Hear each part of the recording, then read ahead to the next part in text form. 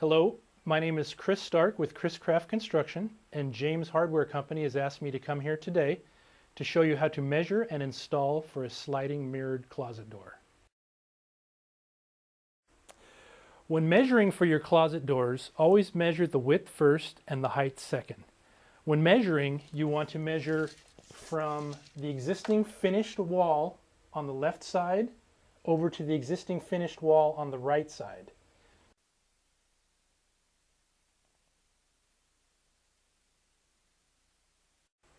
When measuring the height, measure all the way to the top where the new track will mount, down to the floor. In this installation, there actually happens to be two wooden guides down at the bottom that were used in the operation of the existing wood door. Those guides will need to be removed. Usually they can either be cut out or you can pry them out, and we'll show you how to do that later. At the top of the opening, it has an existing wooden fascia. You want to make sure when you measure that you measure up beyond that wood fascia to the flat surface where the new track will mount, and then this wooden fascia will then hide, so to speak, your new aluminum track.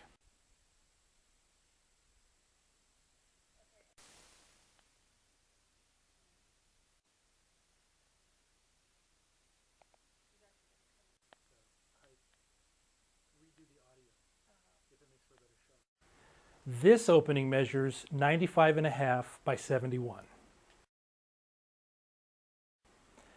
Next, we are going to prep our opening. First thing that we've done already is remove the existing doors and the top track. Now we are going to remove the bottom track that was used in the existing wood doors. The first thing we're going to do on prepping the opening on the bottom is we're going to remove these two bottom tracks that were used for the existing wood doors. They need to be removed because the new aluminum track for the mirror door needs to sit on a flat surface. First thing we're going to do is we're going to score between the bottom track guide and the finished floor so that when we pry this out, we don't pull any paint off of the existing finished floor.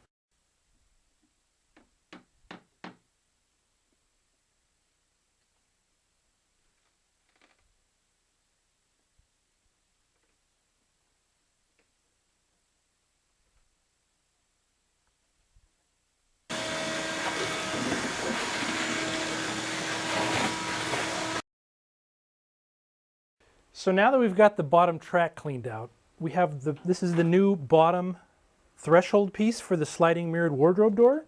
And as you can see, it's just a little too long. So what we're going to do is we're going to take it outside and we're going to cut it to fit using the dimensions that we took earlier. This particular mirror door is made with an aluminum frame, so you can cut the tracks with either a hacksaw or an electric chop saw. As a side note, the top track and the bottom track widths aren't always the same width. So measure twice, cut once.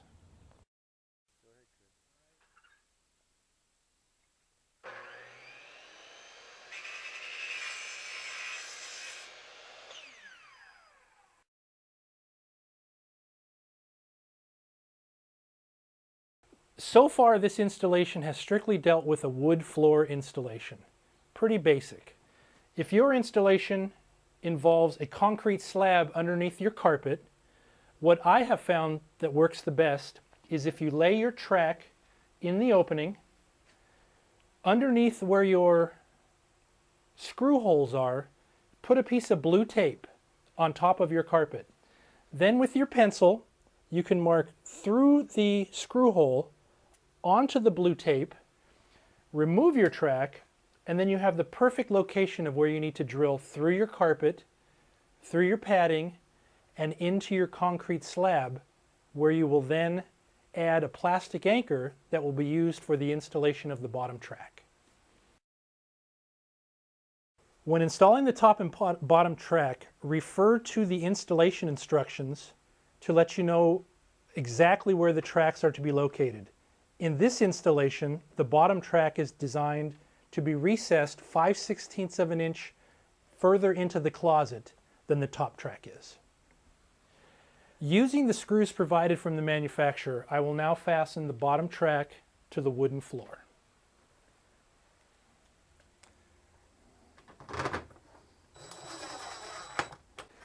Now that the top track has been cut to length, we will mount it into the finished opening behind the fascia board. As you're installing the track into the closet, be certain not to damage any paint or scratch anything. Put one side in first, simply lift up the second side, push it all the way inside of the opening, and then use the screws provided by the manufacturer to do your installation.